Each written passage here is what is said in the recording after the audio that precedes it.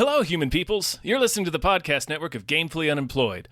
To support us and gain access to great exclusive podcasts like Fox Mulder is a Maniac, Tom and Jeff Watch Batman, Star Trek The Next Futurama, and our latest show, Spiel Boys, head over to patreon.com/gamefullyunemployed. We do game streaming, movie nights with our patrons every Friday night, and you can even commission your own podcast about anything you want. Literally anything, within reason, and we have to do it.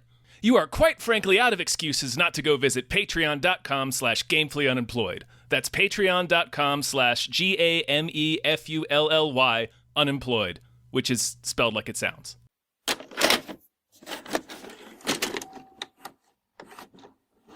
Always forget the theme is just if Danny Elfman did the Psycho theme. Did the Psycho theme, yeah. Yeah. It's not Danny Elfman, though, I don't think. No, but that's what it's like. Yes. It's like, No, we're Psycho. Wait, no, we're Beetlejuice. And it's like, what's going on? Oh man, the composer's name is something kind of funny that I've always wondered if it was a pseudonym. What was it? It's like Richard Song or something. So fuck, we'll have to like Wikipedia it real quick before. It's like if it was written by Billy Wright. Kinda, yeah. You think he just didn't want to get sued for the Psycho theme? Maybe, because it is everybody. Like remarkably close to the Psycho theme. Hello, everyone. Yeah. My name is David Bell. My name is Tom Ryman. And if you can't tell, we just watched Re-Animator. Richard Band. Fuck. Dick Band. His experiments have always been unorthodox. It was dead. But lately, they're getting out of hand. And he's just made a discovery that could wake up the dead. That's a fake name. That's a fake name. Mustache. He's very much a real guy. He's very much a real guy. All right. He's scored more than 140 projects. I don't believe it. Before we get started, big old thank you to our Patreon producer, Dr. Slaphammer. Thank you. Thank you, Dr. Slaphammer. What do you think Dr. Slaphammer is a doctor of? Urology? I'm thinking urology. Reanimation. That's the obvious one. Have we not covered Re-Animator before? I don't think we have. Apparently not. We've watched it together several times. Yeah. It's Re-Animator. It's Re-Animator. What do you want? It's Stuart Gordon, writer of Honey, I Shrunk the Kids. Which was meant to star Jeffrey Combs. Yeah. Which makes sense when you step back from it. Mm-hmm. Writer-director From Beyond, and then other stuff. A lot of stuff, actually. Stuart Gordon. A lot of stuff. Robot Jocks. Stuart Gordon Robot Jocks is one of those dudes who I always think I'm a bigger fan of than I actually am, because I love all of his movies that I've seen, but I've only seen like 3 of them. Yeah, I'm looking and I'm like, what the fuck is King of the Ants? He made a shitload of movies. Well, maybe not a shitload, just way more than I realized. Certainly way more like Lovecraft and Edgar Allan Poe stuff than I realized. Like he continued into the 90s making this kind of stuff.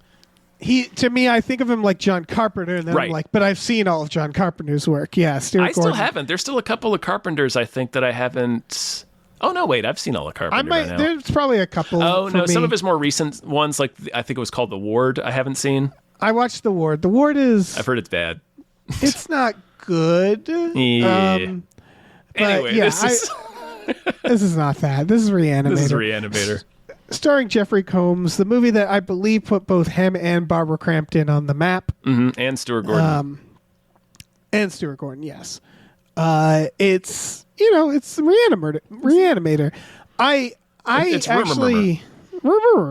This is like, I have this set next to Dead Alive in my mind palace.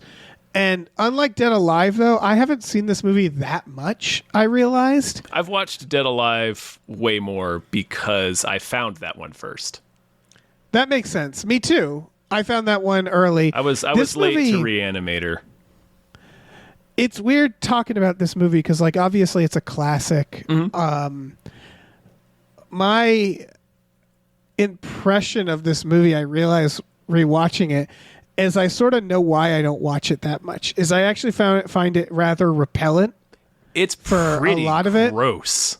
Yeah, like that's a thing I really enjoy about Stuart Gordon. Actually, at least his Lovecraft stuff is he makes it campy and fun, but it's still like there's still the cosmic horror in there, which isn't exactly the part that you're talking about, but there's also still like the gross out, like gore repellent kind of horror, which is in this and in From Beyond, as well as the cosmic stuff.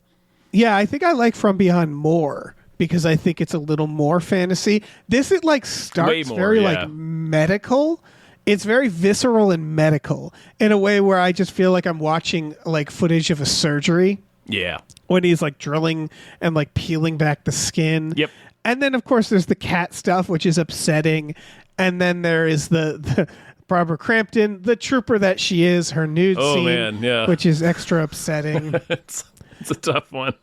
I looked that up. Apparently, the actor that plays Carl, apparently his wife left him over that scene, over this movie, actually, his involvement in this film. That's fair. She thought it, apparently, I think this was like a second-hand thing on the commentary, so it's like a third-hand story with me telling it. Yeah, I would argue that there was other reasons. Well, this sure. might have been the last reason. For sure, yeah, but he apparently, according to this third-hand retelling, his wife, his partner, was just the content of the entire film. She just really wasn't thrilled about. That's like, I think it's Rob Tapert, but I don't. It was in the Evil Dead commentary. Is the infamous tree scene in the first Evil Dead? Oh yeah. One of the producers' wives saw the movie way before she met him, and that after that scene, she like made a note of being like, "These people are fucking sick. Whoever made this is sick." And then she ended up accidentally marrying one of the people who made it later in life. But yeah, like she ended up meeting him and they got married later. And he's like, yeah, he was telling it the story backwards, basically. It's like, my wife saw this movie before she met me. Oh, word. And like hated it. And was like specifically like cursed our names and then accidentally married me. But yeah, that's like a reverse Re-Animator, I guess. Sort of, but yeah. Isn't Bob Tapert, it's one of them, right? Because Bob Tapert's married to Lucy Lawless, I think. One of them. Yeah, it might not be. I don't think it might. I don't know. I'm probably one of them. Fucking up the story. Right. It was someone in the commentary, I remember. Right. And this was back when I was young and full of spunk and would watch the commentary that like when DVDs were young and full of spunk and would have like 6 different commentaries. Oh yeah, I'd you watch know, them like all. Here's the editor's commentary. Here's the That was my favorite feature of DVDs. Me too. That's why I was excited about the medium. Oh yeah. I love DVDs. We love DVDs. We love DVDs here. Anyway. So I was particularly curious about what Barbara Crampton had to say about this for obvious reasons. I looked into it a bit. Apparently she's like kind of silent on the commentary. I haven't watched the commentary. Me either, actually. There are multiple interviews with her about it. Some of them seem to be like by people who don't really understand. Like there was one interview with a guy who's like, how it must have been so hard not to laugh, and she's like, not really. I didn't think it was funny. That's not a funny scene. Yeah, what I did learn is one, apparently the original actress turned it down because of this scene, specifically because the actress's mother read it and was like, no, you're not doing that. Oof, yeah. Yeah. Barbara Crampton talked about it. Should we explain the scene for people who haven't seen it? Should we is, explain the movie? Because we haven't yet. We're 8 minutes in. We haven't. Yeah, we will. We're sort of assuming you've all... Well, if you're listening to our network and listening to an episode about Re-Animator, a certain percentage of you have definitely seen it already, but... Anyway, the movie Dave, continue. The short pitch is, what if a hospital had a weird little freak working in it? Yeah, what if a weird little freak could cure death, but badly? Yeah. And so there's a scene where essentially a zombie assaults Barbara Crampton, and depending on which cut, it's bad no matter what. She's being molested by a severed head, held by a headless body. So it's over the top. Well, her corpse father watches. Yes, it is over, up and over the top. Yes, it is upon and over the top. Fucked up. Yeah, and she is completely naked, head to toe. Yeah. And there's this guy like, drooling on her body. And so obviously people asked her about it. there's like 6 people. There's all these corpses too. It's not just her corpse father. So there's a lot of people involved in this nude scene, and she's strapped down by her wrists and ankles. So it's like, this is the most uncomfortable you could possibly be on a movie set. Yeah. So she said the scene is funny, but for her to shoot it, obviously she didn't find it funny, and it was very intense. And obviously there's also the factor that you don't think about, which is that assuming everybody on set is professional, it's still like, we got to get this right. Like, there's a lot of effects happening in the scenes. Mm-hmm. So a lot of it's like logistical stuff. I mean, she's, like you said, she's being molested basically groped by a severed head that's being held by another body. And that's a dude. He's knelt down at this point with this huge gig on his back, like this gag on his back of this other body. So it's like his head is poking out through this torso. So it's like this rig that he's having to manipulate while also doing this performance as a lecherous zombie, while these other dudes around in zombie makeup with various level of effects on them.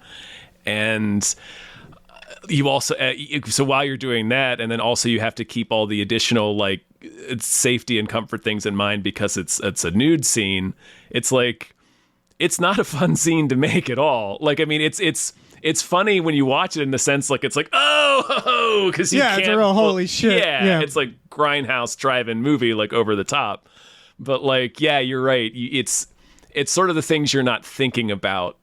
And then when you sit there and start like thinking about actually like breaking down every little thing that's going on in that scene, you're like, fuck, that's a nightmare to make that. Especially for her. For everybody, it's not great, but for her, it's like I said, it's the most uncomfortable I think you could possibly be making a movie.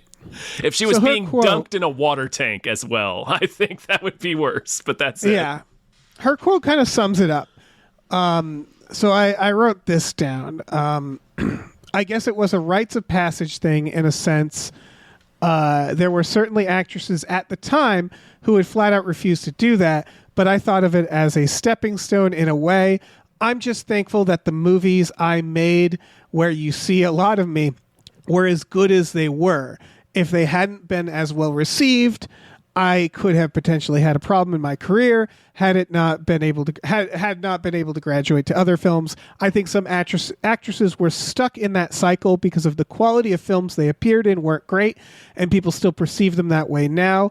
I believe that those genre filmmakers from the 70s and 80s now realize that they took advantage of women.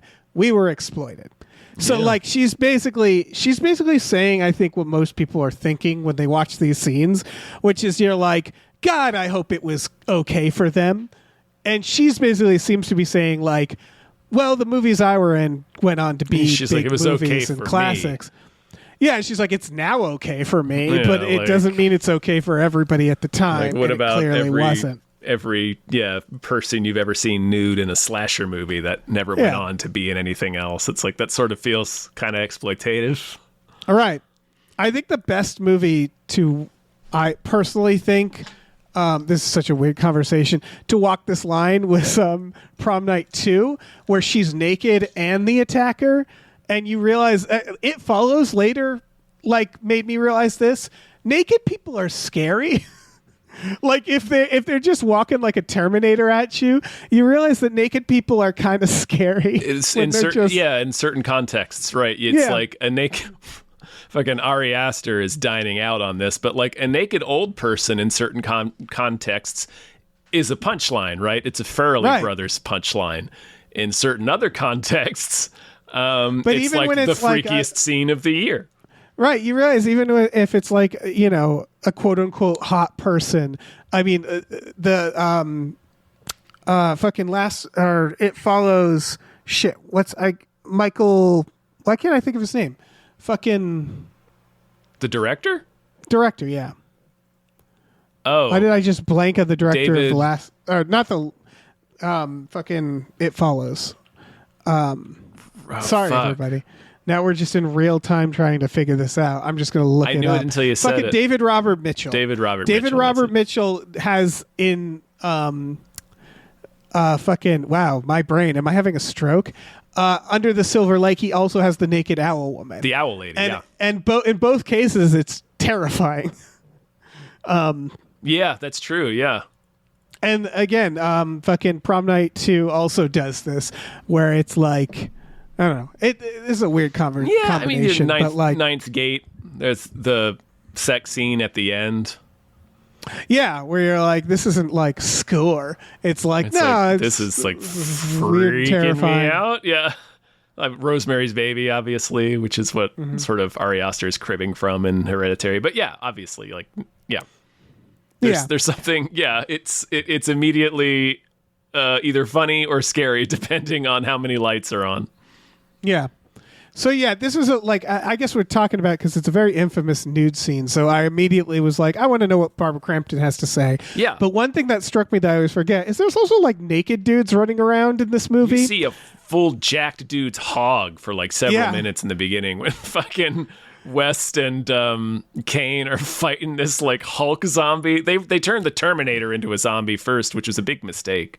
Right. It must have been a weird set. Yeah, don't juice up the swollest corpse you find. He was the only suitable one. Yeah. Jeffrey Combs also thought this movie wasn't going to go anywhere and was just taking it because he needed work. Little did he know that this movie would like basically ensure that he only plays weird little freaks for the rest of his career. He plays this role for the rest of his career, pretty much, yeah. I know you haven't watched Star Trek Deep Space Nine, but he plays like 4 characters in that show, and they're all weird little freaks. Of course they Technically, he plays more because he plays a clone race. But like they have a makeup on him, and every single character is a weird little freak. It's amazing. Frighteners. He showed up with his own prosthetic ears, I think. Like that haircut and like the fake ear tips that he wears in the Frighteners. Yeah, I've read that he just showed up with that. Has he ever played a regular guy? I think it's bound to have happened. He's like a regular dude in Robot Jocks. I mean, he's a blue collar dude in the future, but like I forgot about that. It's a bit part. He's just a dude betting on the Robot Jocks, but right.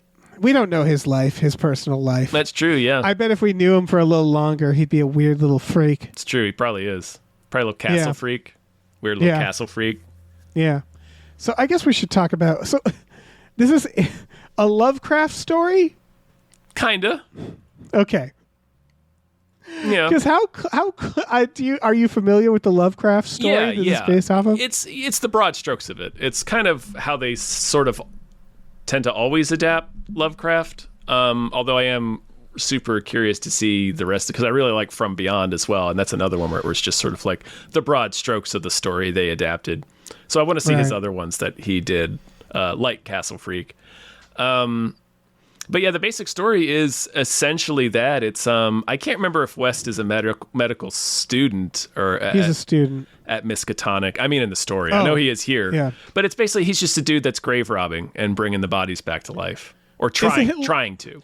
I was reading that Lovecraft really did not care about his Re-Animator stories, and it just sounds like Frankenstein, but like it's like teen Frankenstein. Basically, it's just it doesn't feel like a particularly like this. I was watching this movie. I realized I was like, when did Pet Sematary get written? Because it has a lot of Pet Sematary DNA. Obviously, that was written after Lovecraft, but like it feels like a lot of things that already exist. Does that make sense? In terms of story, I mean, obviously visually, it's very unique. Yeah. No, I think that's fair. But it's like this weird little freak working at this school who is trying to defy death. He sort of doesn't really... It doesn't seem like he doesn't understand death, meaning that it's like he's fetishizing it. Yeah, he's a mad scientist. Like it's about glory. It's not about like... It doesn't feel like anybody in his life has died. You know what I mean? No, we see his mentor die in the beginning. He's more of a mad scientist, I think, because it's not really him that's about the glory. It's Carl Hill that's about the glory. See, I guess I read it as he stole his notes. I guess I read it as they steal both his were. work. That it was ego, where it's like he doesn't want his work. Like what I mean is that like his mentor dies, people around him die. He's not doing this because he wants to because he wants to help the world.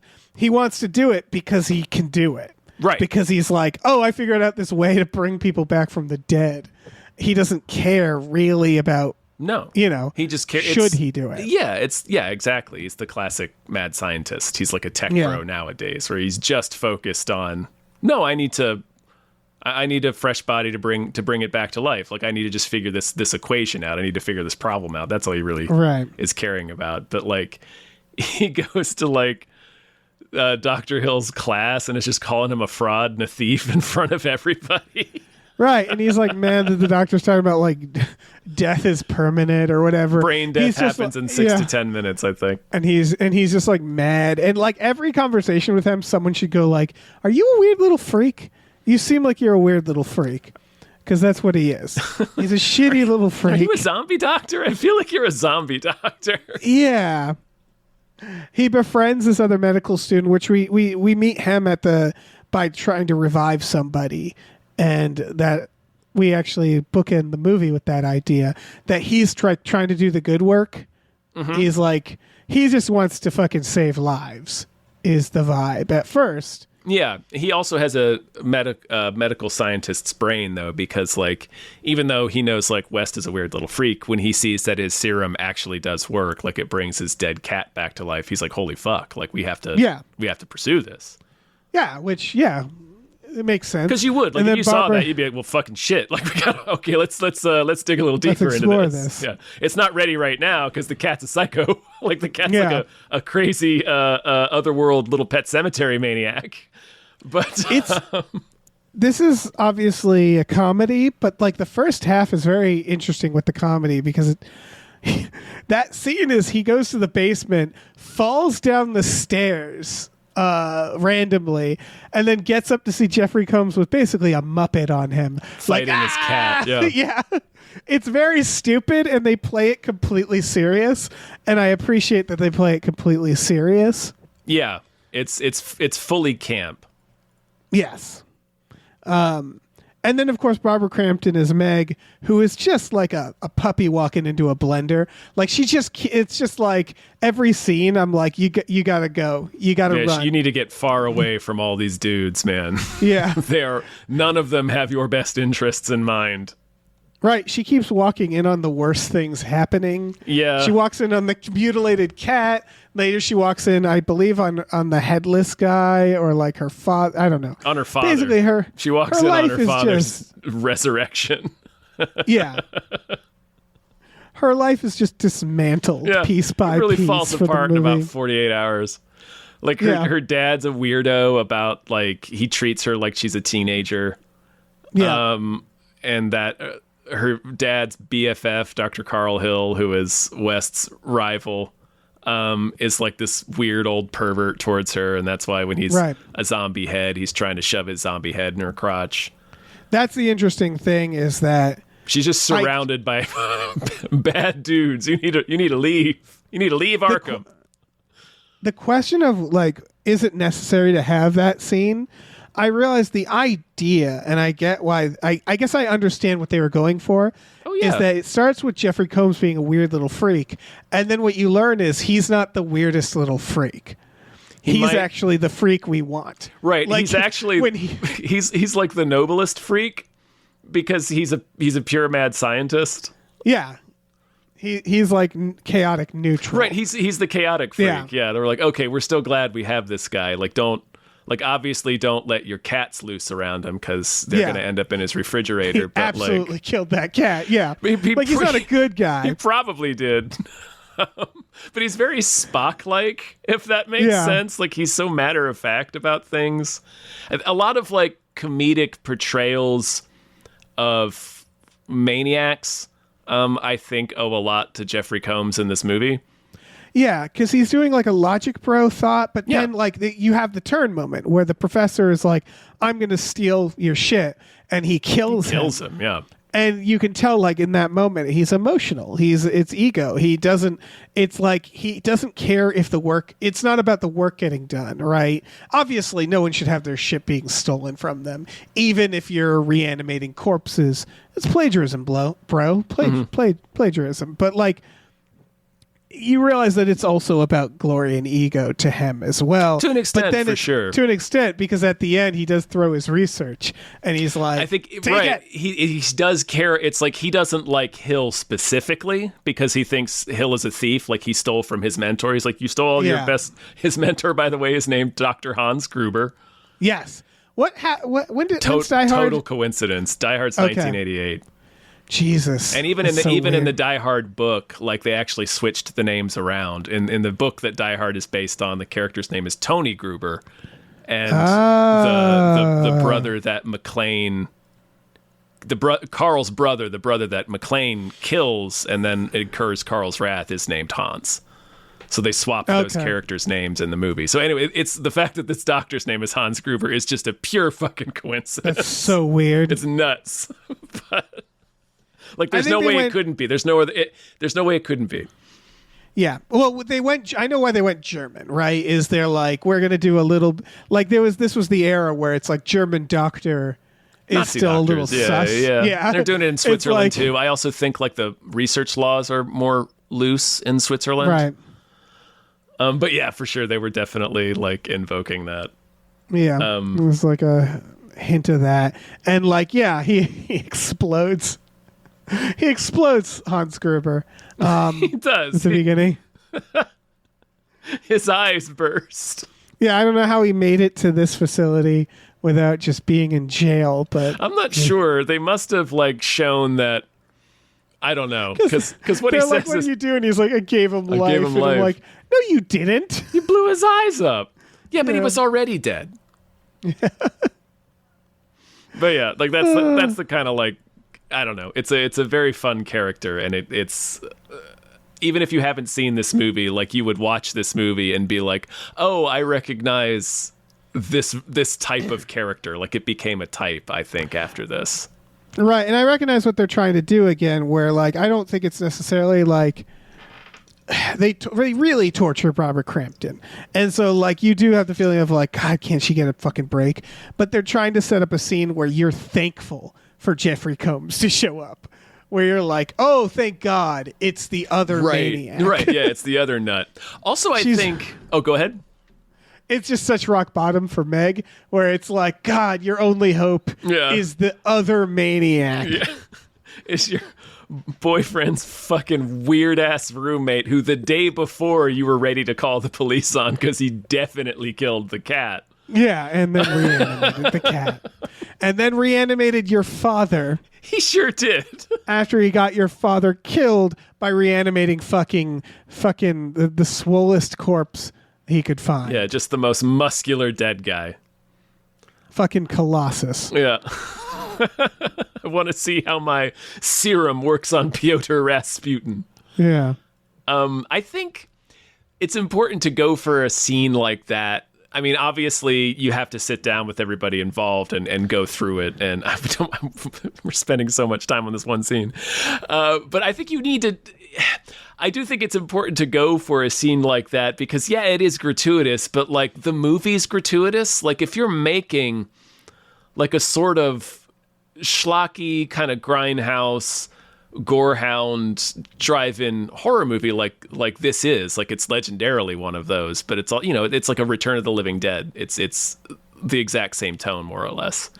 I mean, I think that scene is kind of the crux of the whole movie. Yeah. Because at the start of this, I said, I don't particularly actually like this movie, meaning that I don't enjoy watching it. It actually makes me a little queasy to watch. It's pretty gross. It's kind of, and not much makes me queasy. It's very visceral and it's kind of mean-spirited, and it's kind of, it doesn't really have the broader point. You know, it's just Frankenstein. It's a horror story. Cemetery. Yeah, it's just it's Pet Sematary. Like Pet Sematary is just mean.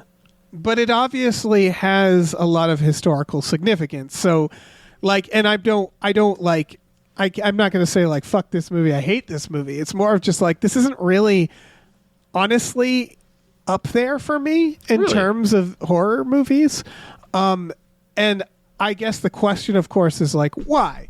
And so, like, that's why I was looking to Dead Alive, because I think Dead Alive, to me, is the same idea, which is you can talk all day. Any scene in either movie, you can say like, well, that was excessive. And you're like, yeah, that's the point. The movie is excessive, 100%. Right? Yeah. You need something. Right. It's just the question of what kind of excessive. Right. And like even Dead Alive, the gross out stuff always kind of is like, yeah. It goes for custard. The custard. Damn fine custard. Yeah. Where it's like, fuck you, when she movie. stuffs him back into her womb and he has to saw his way out of that T-Rex belly. Bad Taste obviously had a lot of that too. Yeah. And so like gross out horror is like almost feels cheap to me. You know what I mean? I'm sorry, finish your thought and then I'll add on to it. Oh, it's just when you talk about how horror can invoke very easy emotions. Mm-hmm. Gross out is one that's like, well, I could do that. I could do that in my sleep. I would say upsetting is another one, which it's weird to say because horror is supposed to be upsetting. Yeah. But it's like I would say Evil Dead with the tree rape scene and this where it's like it's a different type of upsetting where again it feels almost like a low blow where it's like it's kind of almost like jump scares where I'm like, yeah, I'm just kind of responding the way my body would respond to seeing an assault. So I'm not, and so like, that's all to say that like, when it comes to these types of films, that's just like, we're going to throw gore and fucked up shit at you. I guess I appreciate way more where it's like a head in a blender. Where it's like, it's silly. A lawnmower. A lawnmower. That where that it's would like, be how creative can we think. get? Yeah. Well, that's all to say that the second half of this does get very creative. Oh yeah, no, it's a good build, and it's not like, to be clear, it's not like irreversible. Like it's not. No, I would say irreversible. It's a very campy scene. It's like.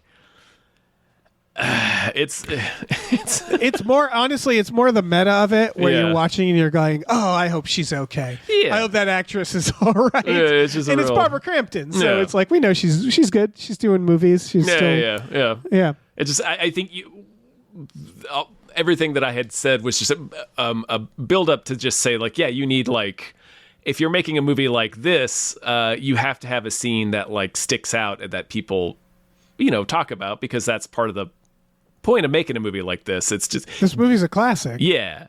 Dead Alive has like 30 of those back to back. That's why I keep going to Dead Alive, because I'm like, it's the same tone, but I honestly think Dead Alive did better. And it's mainly because like, I think my ultimate critique here is I'm like, when the intestines wraps around him, I was just like, yes, more of that. More. And it doesn't escalate enough. And maybe that was a budget problem because the effects are great. There's so much talent here. And so maybe it's a budget, but I was like, you hear things about how like, oh, they used a record amount of fake blood making this. And I'm like, I don't feel that, I guess. I want more. I can see that. Yeah. It's like, I don't know. I really like a lot of the ideas here. Me too. Like I said, like Jeffrey Combs' character is just a lot of fun. The whole idea of having the bad guy be this headless zombie creeper who's also a glory hound scientist, and it's just a question of degrees. Like we see, like the Hulk zombie at first is a guy that's been dead the longest, and he's just like a freight train of violence, and then. Like Meg's dad is killed and they get the juice into him within like a minute or two. And that guy is just like he's alive technically, but he's like a nonverbal mental patient basically. He's just like they have to put him in a straitjacket and keep him restrained or else he'll hurt himself and other people. And then finally he kills Carl Hill and cuts his head off and immediately revives him. And he's pretty much still basically Carl Hill, except he's like the Pet Cemetery version, like gently dipped beyond the veil and then came back. So I like all those ideas. And just... Oh, yeah, me too. Him having his own like plot, like stealing the research, and he's like, I'm going to use my thing, like this laser drill I was fucking around with earlier in the movie. I'm going to combine this with Herbert West's like Re-Animator juice to The make my mind zombie control. slaves. Yeah, it's and yeah, I think it's that stuff that It definitely escalates. yeah. I guess I mean like I wanted the ending of Dead Alive. Like I wanted lungs attacking a guy. You know what I mean? Where I'm like, oh yeah, let's even ramp it up even more. I think in my mind, I like Dead Alive for that. And like this movie to me is like my preferred version of something like Return of the Living Dead, which I mentioned earlier. Like I don't, okay, yeah. I've watched Return like maybe twice. Yeah. I like this movie a lot more than that. And it's like, this is just kind of like, to me, like this is, it occupies the same space as being like halfway in between something like a serious zombie movie like Dawn of the Dead and something that is just completely slapstick like Dead Alive. Right. This is mostly slapstick, but it's still also a little grimy and trying to lean into the grime of it for more of its humor. Like it feels a little more punk rock. Yeah, it's less slapstick than like I love, obviously the medical head when he wears that. That's very funny. Yeah, it does feel like it's a little in between. To me, like the movie mostly like I think it mostly was gags. Yeah, I also just think it was significantly elevated by Jeffrey Combs, which isn't to say that everybody else isn't doing a good job. Obviously, Barbara Crampton is, she's a fucking Really? legend. Yeah, But Jeffrey Combs is like so fully realized in this as the weird little freak that he will go on to play. That's true, yeah. And I was going to say, with the exception of, honestly, the main guy, Dan, like, he's not even bad. It's just he's not bad. He's like the least remarkable one, because everybody else is, like you said, like Jeffrey Combs is fully realized. Barbara Crampton, she's not given much to do, but she's, well, not given much to do. I know what you mean, character-wise. Character-wise, she's still like a presence, and she, goes through those scenes. And then like Carl Hill is like a great little shitty little creep bad guy. Like it's got good performances in the other characters that for sure that help it a lot. Yeah. But it's just like, yeah, Jeffrey Combs is really like, again, it's not even elevating it because it's not about performance. It's more about like, I don't think this movie would have been a classic without his version of this character. I think you're right. Like yeah. Because even with that, like that, there's dozens of movies that have a crazy ass scene like a headless zombie trying to blow a lady that he's tied down. But it's just not the reason none of them stuck around like this one, and it's it's because of the people involved with this one. It's interesting to me that like there's not really an equivalent character in Dead Alive. Maybe his uncle. And maybe the mom, I guess, because she's like a villain, but like it's mostly about the pure, endless spectacle of the cartoon violence in that film, and the main character is basically just Bugs Bunnying his way through it. Right, and it's interesting to think about because I don't know how to compare it if they're comparable, because you look at like Evil Dead. That's another one where I'm like, could Evil Dead be a classic without Bruce Campbell? Because Ash is such an iconic character, but then the Evil Dead it's its own iconic visuals on top of that. Yeah. Where it's like this movie is the same, where I'm like, could this movie work without Jeffrey Combs? Would it be as elevated without that performance? Because it certainly, again, it has a lot of grime and gore and stuff that stands out, but it's hard to think of it without him in it. Right. Kind of the same way it's hard to think of Psycho without Anthony Perkins, where you're like, God, he kind of, again, these are movies that are bigger than just one performance. Is there some fucking performances there. That's a good reference, and not just because of the score that engineers because like Hitchcock, like even with Hitchcock's direction, it still takes like Anthony Perkins in that movie, because like Hitchcock made more serial killer movies than Psycho. He made a movie called Frenzy. Do you guys remember who played the murderer in Frenzy? Exactly. Nope. And Anthony Perkins famously couldn't get any role that wasn't Norman Bates. After that, that's a shame. Yeah. Yeah. But it's crap. just I like lost my train of thought. no, it's an interesting thought in the sense that it's this is a legendary director, right, and a legendary performance, and it's like that. I think it's like the combination of the two, right? I think this movie still needed both of it, right? Because without Jeffrey Combs, it's just Return of the Living Dead, which is still a well-executed movie that has plenty of charm just in its filmmaking bones and in the people and performances involved in that movie. It's just not the same. It doesn't occupy the same space for me as Re-Animator. And what you asked about Evil Dead is interesting because we have seen that Evil Dead can work without Bruce Campbell. It just has to be Evil Dead 1, right? Because we've had the two. I was about to say, remakes technically the first Evil Dead he's not really Ash in that. No. He's a final girl, where at the beginning it's like any one of these people could be the person who survives the night. Right. And then he still plays it straight throughout. The first one is more about Bruce Campbell just being willing to do the things that no one wants to do. It's more of a Barbara Crampton thing in that first one, right? Like, how much abuse can we heap on you that you will allow? But Evil Dead 2 is absolutely like, now we're seeing Ash as this realized character. Yeah, and the thing about Ash is he I think it's because there's the obvious final girl, but like I think Ash might be the first character that just outright rejects his victimhood or his victim status. Like he's like in almost a meta sense, or he's like, nah, I'm just not playing anymore. I'm just not gonna be scared of demons anymore. Snaps. He just snaps. He just decides he's not in a horror movie anymore. Yeah. Yeah, that is really what it is. Like it's very unique in that way, honestly. I assume it's the deer moment is kind of the definitive. Oh, when he cracks? Yeah, I think so. Where it's like, nah, never mind. Because everything before that is still like, there's still moments in Evil Dead 2 that's like, oh, is this a horror movie? Where like, there's almost a cathartic release in that movie because you sit down, if you've never watched it before, and you assume you're about to watch a horror movie. And the beginning parts are like, the part that's basically a remake of Evil Dead 1 is horror, and then it just sort of stops being horror. And you're right. It's when the deer starts laughing at him, and then he cuts off. It's like that. It's weirdly because he's laughing with all of the possessed items. It's like him and the evil are sharing a moment for a second. Yeah, exactly. Like, okay, we got some common ground here. Yeah, we can appreciate how funny nihilism is. Yeah, exactly.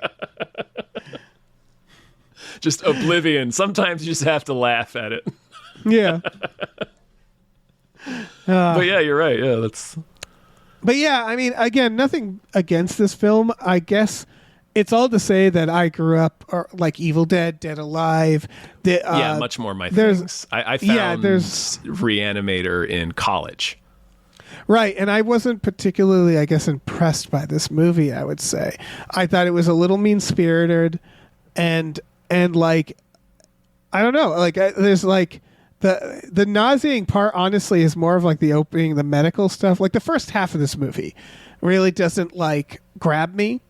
Like the dead, tortured cat. Oh, like I mean, the Muppet part is funny. Yeah. But it's all like a little more cruel. And Jeffrey Combs he never really is redeemable. And I know he's not really supposed to be. He's not supposed either. to be. It's the reason they made sequels starring this character is because we sort of liked him.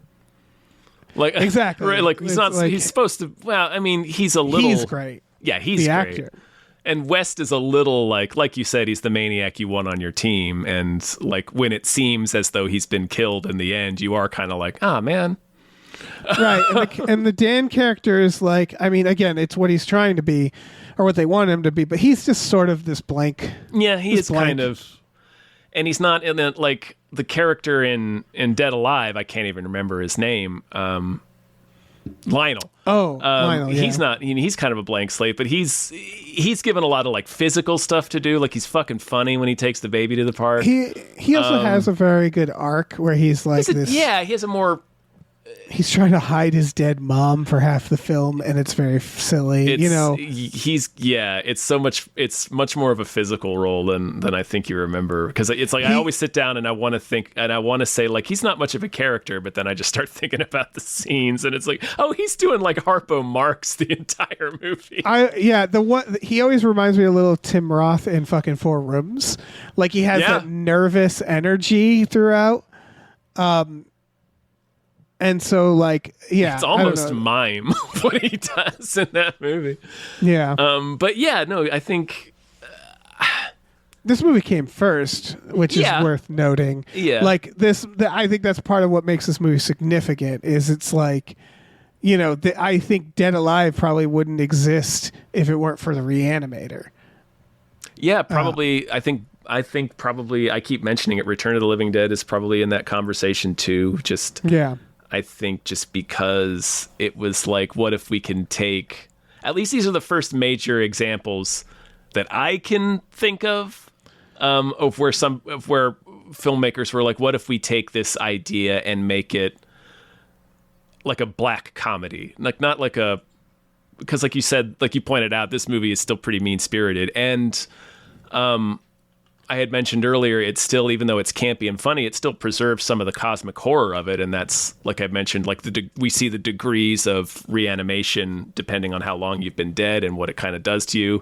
Like you mentioned the scene when they bring the cat back the second time when its back is already broken and it's like screaming. And Dan's like, why is it making that noise? And he's like, being born is painful, Dan.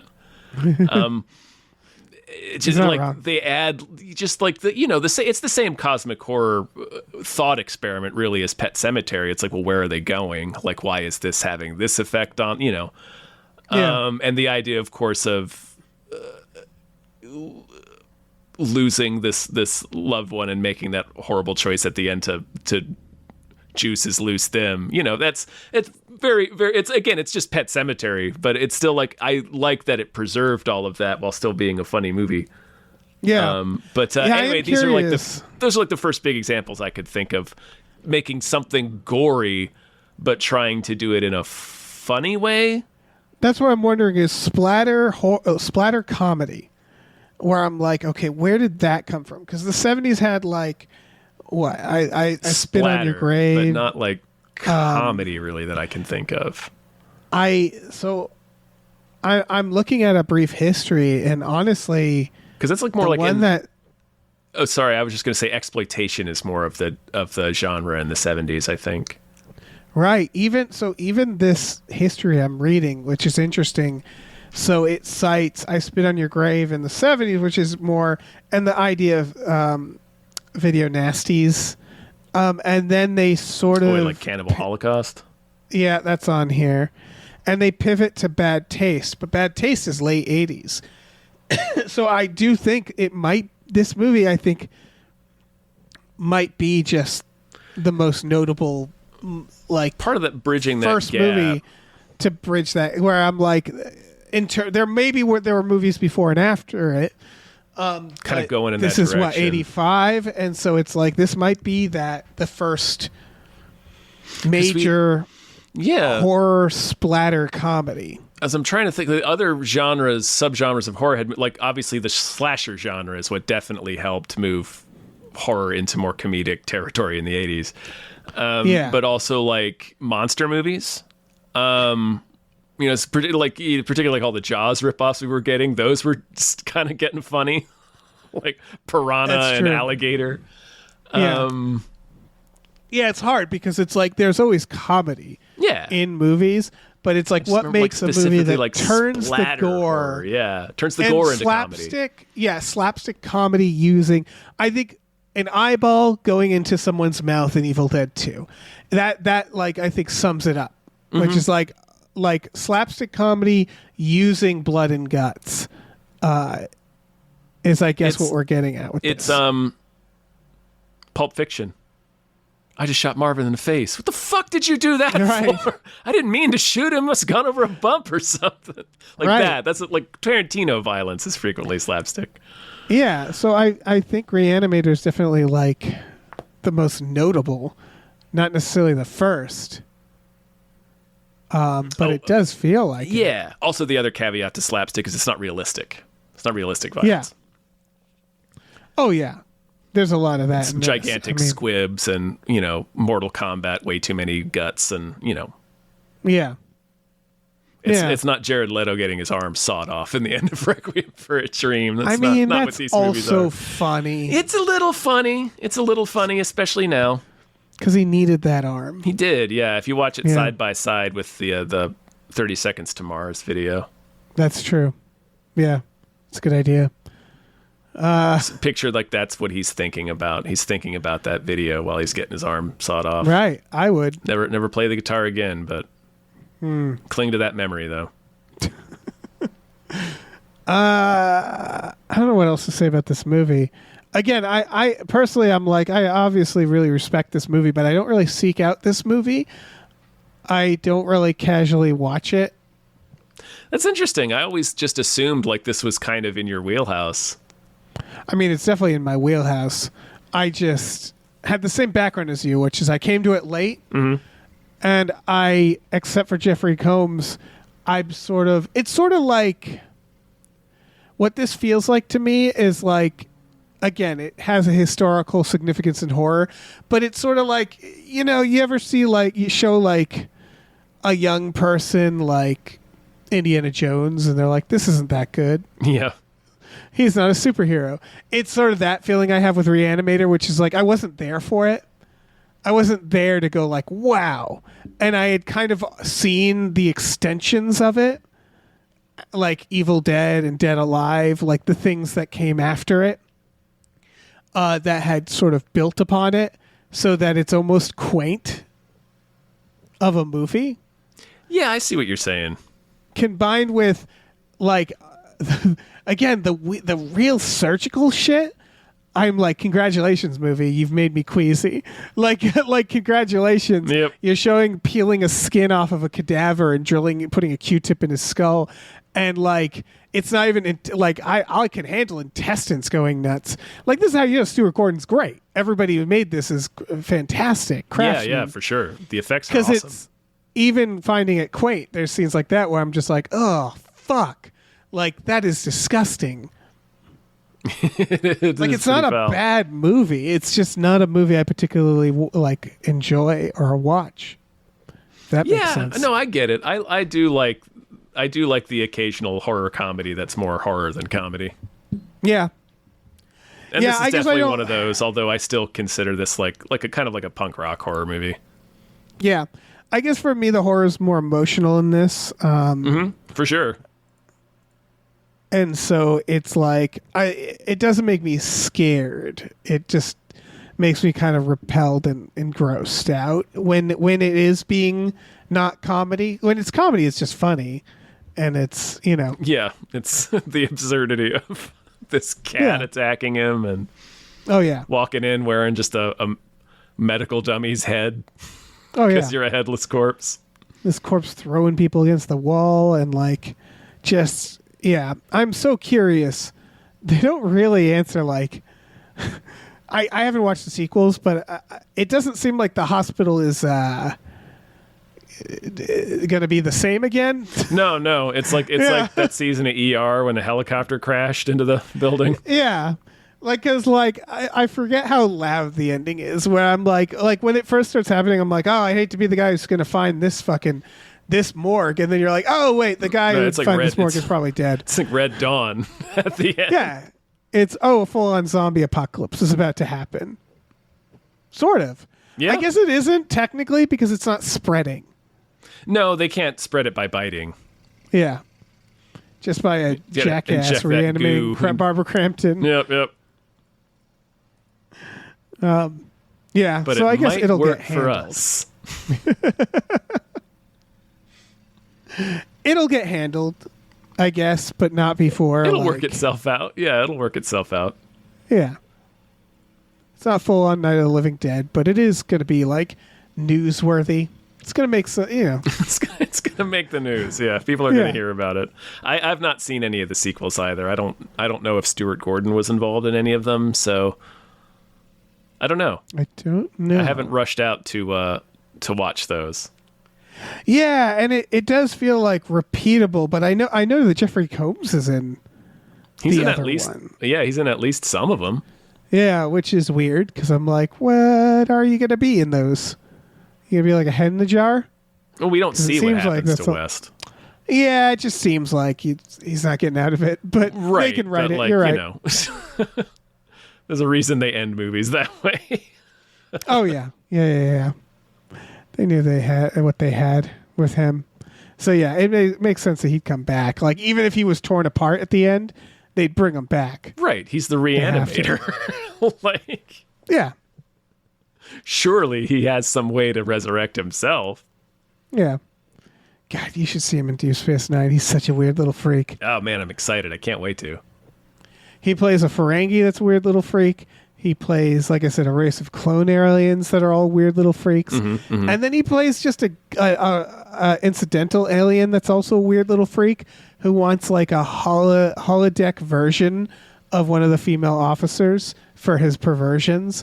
Like they just kept bringing him in as it's weird because you don't think about it until you watch like the behind the scenes of Deep Space Nine, and he's treated just like a cast member. He's interviewed constantly because it's like, right, he was constantly there. He wasn't like a main cast member, but he was like, maybe 20-30% of that show. He's there being a weird little freak, just showing up, freaking out.